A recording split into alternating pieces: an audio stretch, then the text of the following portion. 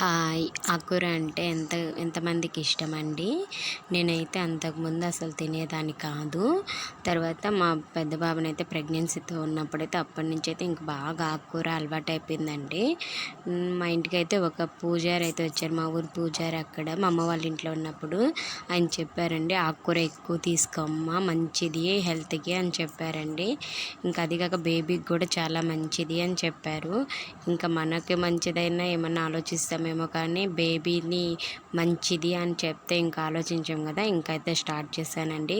ఎలా తిన్నానండి, కష్టమైనా కూడా వారానికి 5 డేస్ అయితే నేను ఆకుకూర తీసుకున్నాను. అది ఫ్రై లాగా అయినా, పప్పు వేసుకొని, లేకపోతే పులుసు కూర ఎట్లా అయినా తీసుకునేదాన్నండి. అప్పుడైతే మా నాన్న నిమ్మకాయలు వేసుకొని వెళ్ళేది పొదలకూరికి. అప్పుడైతే ఇంక రోజు మంచి రోజైతే ఆకుకూర తీసుకొచ్చేదండి.